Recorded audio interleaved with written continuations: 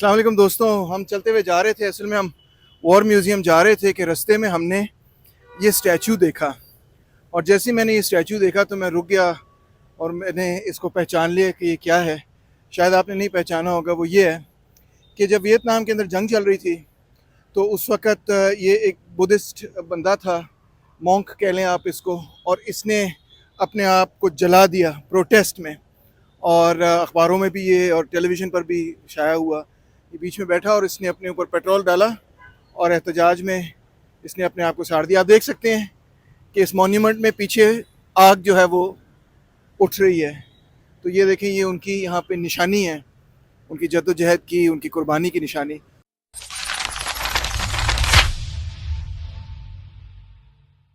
जनाब आली, अब मैं बहुत ही ख़ास जगह आ गया हूँ।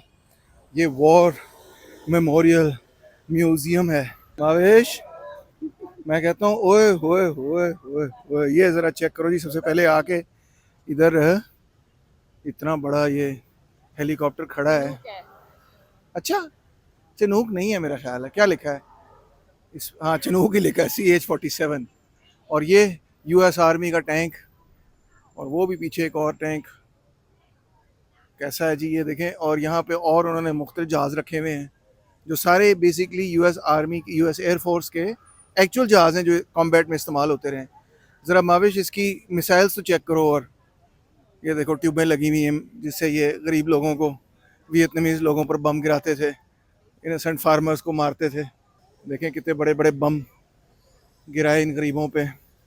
हर किस्म का बम है जी, हर शेप और हर साइज़ का बम है। ऐसे लगता है कि सबमरीन्स हैं, मगर एक्चुअली जी मेरे पीछे जो आपको बड़ा सा टैंकी नज़र आ रही है ना, ये टैंकी नहीं है, ये भी बहुत बड़ा बेसिकली बम है। ये ह्यूज किस्म का टैंक तो मैंने कभी तस्वीरों में भी नहीं देखा, इतनी लंबी टरेट के साथ। बेसिकली ये टैंक नहीं लगता, ये लगती ही तोप है, बेसिकली है ही तोप। और वो छोटी छोटी तोपें भी आपको नज़र आ रही होंगी। नहीं जी, अब मैं अंदर आ गया हूँ और यहाँ तो मुख्तलिफ़ किस्म की चीज़ें बिक रही हैं। Probably By Agent Orange victims. ओह, अच्छा अच्छा, सुन लिया जी आपने कि जो विक्टिम्स ऑफ द वॉर हैं, ख़ास तौर पे एजेंट ऑरेंज की जो विक्टिम्स हैं, उनकी बनाई हुई प्रॉबली चीज़ें हैं ये। आए ज़रा चल के कुछ तस्वीरें वगैरह देखते हैं। हाँ, वो ऊपर बाबा होचीमिन, हमारा हीरो, उसकी तस्वीर है जी। और ये और मुख्तलिफ़ तस्वीरें हैं जो लोग आए हैं और गए हैं। इधर एक ऑडियो गाइड लेना पड़ेगा ताकि हमें समझ आए कि ये सारा सिलसिला माजरा है क्या। और ये देखें, यह जो प्रोटेस्ट चल रही थी यूरोप वगैरह के अंदर वियतनाम के हक़ में, उनकी भी तस्वीरें यहाँ पे लगी हुई हैं। पूरी दुनिया के अंदर आपको पता है ना, बहुत बड़ा कैंपेन हुआ था जिसमें दुनिया के लेफ्टिस्ट भी शामिल थे और ह्यूमैनिटेरियंस भी शामिल थे और कितने को और लोग शामिल थे। यहाँ देखें, फिडेल कैस्ट्रो का, जनाब क्यूबा का पोस्टर भी लगा हुआ है। अभी सारा कुछ पढ़ना तो एक पूरा PhD लग जाना है सारे को पढ़ने में।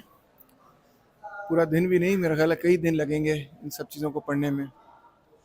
मगर amazing, an amazing history of struggle. यहाँ पे देखें जी, माओ ज़ेडुंग और होचीमिन आपस में हाथ मिला रहे हैं और लिखा है, an intimate talk between Chinese chairman Mao Zedong and president Ho Chi Minh in 1959। है ना, क्योंकि पीपल्स रिपब्लिक ऑफ चाइना और सोवियत यूनियन दोनों ने वियतनाम की बड़ी मदद की थी कि वो अमेरिका को शिकस्त दें। आहिस्ता से वीडियो बना रहा हूँ बस आपको सिर्फ दिखाने के लिए कि यंग लोग यहाँ पे इकट्ठे हैं, बच्चे, और ये सब कुछ पढ़ रहे हैं कि किस तरह से इस जद्दोजहद में वियतनाम के अवाम और लोगों को कामयाबी हुई। वो थोड़ी सी एनिमेशन भी यहाँ बनी हुई है। एक और दिलचस्प पहलू ये है कि यहाँ पे बहुत सारे अंग्रेज़ या गोरे भी आए हुए हैं। अब मुझे ये तो नहीं पता चल रहा कि कौन सी नेशनैलिटी के, लग तो मुझे अमेरिकन ही रहे हैं। और वो अपनी मुल्क की तारीख़ सीखने के लिए, सोचें आप कि उनके मुल्क ने क्या किया, वो वियतनाम आके देख रहे हैं कि हमारी हुकूमत ने यहाँ पे क्या किया क्या नहीं किया। देखें जी, ये अमेरिकन हिस्ट्री का बड़ा ही की इवेंट समझा जाता है जब 4 स्टूडेंट्स को केंट स्टेट यूनिवर्सिटी में गोली चला के मार दिया गया था। एंटी वियतनाम वॉर प्रोटेस्ट कर रहे थे। अमेरिका में तो उनको याद किया ही जाता है, मगर यहाँ पे भी याद किया जा रहा है। ये भी American youths burn their draft cards in opposition to US aggression in Vietnam January 6, 1965। और मेरे पीछे कुछ ऐसे लोग खड़े हैं, मैं उनकी तस्वीर नहीं बनाऊंगा, जो कि मेरे साथ में अमेरिका से ही आए हुए हैं और अपने ही मुल्क की तस्वीरें देख रहे हैं यहाँ पे। कैसी अजीबोगरीब और दिलचस्प किस्म की बात है ये जी। अब हम बहुत ही ख़तरनाक कमरे में जा रहे हैं। आप पीछे पढ़ सकते हैं कि वॉर क्राइम्स जो अमेरिका ने की हैं, ये उसका कमरा है। ऐसी ऐसी खौफनाक किस्म की तस्वीरें हैं यहाँ पे कि जिनको देखा भी नहीं जा सकता, तसव्वुर भी नहीं किया जा सकता कि इंसान ने इंसान के साथ क्या क्या सलूक नहीं किया। इस तस्वीर को ज़रा मुलाज़ा फरमाइए। ये भी एक अमेरिकन सिपाही है जो एक वियतनामीज़ बंदे की लाश लेके खड़ा है। ये देखें, टैंक के साथ बांध के लोगों की लाशों को घसीटा जा रहा है। ये देखें जी, बड़े फ़ख्र से जिन वियतनामीज़ को कत्ल किया उनका सर तन से जुदा करके यहाँ खड़े हुए बैठे हुए हंस रहे हैं, खेल रहे हैं। ये वो सूर की तस्वीर है, गटर की, जहाँ पे बच्चे छुप गए, 3 बच्चे, उनको कत्ल किया गया। ये वो मुख्तलिफ़ लोग हैं जिन्होंने उस मैसेकर को देखा है, मुख्तलिफ़ मैसेकर्स। ये देखें जी, मेरे साथ सामने वही गटर जो है उन्होंने यहाँ पे रखा हुआ है कि जीआईज़ ने यहाँ से 3 बच्चों को निकाल के कत्ल कर दिया। इस तरफ भी देखें, ये नक्शे बने हुए हैं कि किस तरह से इन्होंने अपने मुल्क को आज़ाद किया।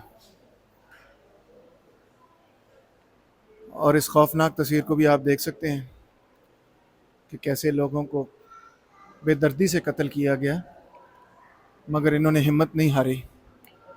मेरे साथ यहाँ पे कई लोग ऐसे खड़े हैं जो कि जिनके चेहरे मैं नहीं दिखा रहा आपको, मगर आप देखें तो उनके चेहरे आपको ये बता रहे हैं कि वो किस तरह इस बात को रिग्रेट करते हैं, इसके बारे में किस तरह से फील करते हैं, जो गोरे यहाँ पे आए हुए हैं, कि हमारे नाम पर क्या बर्बरियत की गई। ये आप मैसेकर देख सकते हैं, एक माँ और उसका बच्चा यहाँ पे भी आपको नज़र आ रहा है। ये तो बहुत मशहूर तस्वीर है, इनफैक्ट शायद आपने पहले कभी देखी हो।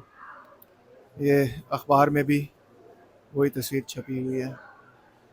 यहाँ पे देखिए जी, बिल्डिंग्स का क्या हाल किया, शहरों का क्या हशर और नशर किया, क्या बर्बादी की, क्या तबाही की। कुछ नहीं छोड़ा कि जहाँ पे इंसान रह सकें। और ये भी एक हिस्सा जहाज़ का मेरे सामने यहाँ पे पड़ा हुआ है। ये जनाब अली वो एम्यूनेशन जो कि इन गरीबों पर जिसकी बारिश की गई ताकि ये कम्युनिज़म से हट जाएं और ये सोशलिज़म बनाने की कोशिश ना करें, अपनी आज़ादी के लिए कोशिश ना करें। और ये वो तमाम मौत के औज़ार आपको नज़र आ रहे हैं जो कि इसी मकसद के लिए इस्तेमाल किए गए और जो कि हमें याद दिलवाते हैं कि इंसान को आज भी ज़रूरत है कि इस जंग के निज़ाम को ख़त्म किया जाए, उस निज़ाम को ख़त्म किया जाए जो कि इंसान और इंसान के दरमियान जंग पैदा करता है। ये जनाब वो मशहूर तस्वीर है जिसमें एक लड़की के ऊपर नेपाम गिराया गया।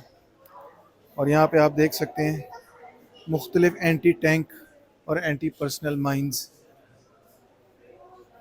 और उनके नताइज आवाम पर, लोगों पर, माओं पर, बेटियों पर, बच्चों पर, नौजवानों पर 8 मिलियन लोगों का कत्लेआम किया गया।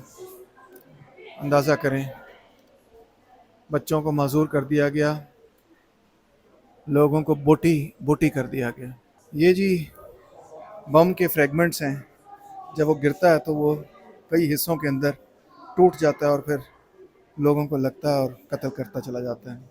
ये जनाब अली एक स्टैचू है जिसका नाम है मदर, और इसकी खासियत ये है कि ये पूरे का पूरा स्टैचू बम के फ्रेगमेंट से, बम के हिस्सों से बनाया गया है। इस कमरे में जनाब अली हम देखेंगे कि एजेंट ऑरेंज, वो जहर जो कि वियतनाम के लोगों पर फेंका गया, उसके क्या असरात थे। सबसे पहले तो ये वो गैस मास्क हैं जो कि अमेरिकन खुद पहन लेते थे ताकि वो बच सकें इस जहर से, जिसका नाम था एजेंट ऑरेंज, जो कि ये जहाज़ों के ज़रिए फिर फॉरेस्ट पर, जंगलात पर फेंकते थे। पूरे वियतनाम में ये नक्शा बना हुआ कहाँ का उन्होंने एजेंट ऑरेंज को फेंका। और ये देखें, पूरी की पूरी सब्ज़ा जो है वो तबाह बर्बाद कर दिया, पूरी ग्रीनरी तबाह बर्बाद कर दी, और लोगों के साथ क्या असरात हुए ये आप देख सकते हैं।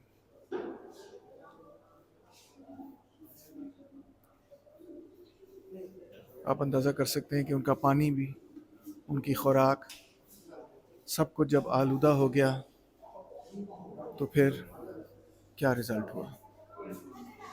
ये और कुछ तस्वीरें, ये कोई हॉरर मूवी नहीं है, ये है वो जो कि इंसान ने इंसान के साथ किया, और बल्कि कहना ये चाहिए कि एक सरमायादाराना हुकूमत ने उन गरीबों के साथ किया जो कि एक सोशलिस्ट हुकूमत बनाना चाहते थे।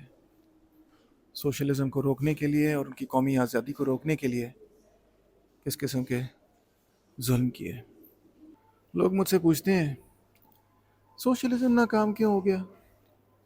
अरे बाबा, सोशलिज़म नाकाम कहाँ हुआ, लोगों ने जान की बाजी लगाकर उसको कामयाब किया।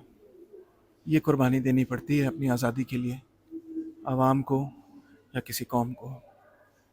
शायद बहुत सारे लोग इस बात को ना जानते हों कि जब मेरी उम्र सिर्फ 17 साल थी तो मुझे प्लेज़ वगैरह करने का बहुत शौक़ था, और मैंने एक प्ले को अडेप्ट किया और फिर उसमें एक्टिंग भी की, उसको डायरेक्ट भी किया, जिसका नाम था मिस साइगॉन, और वो सारा वियतनाम की वॉर के इर्द गिर्द था।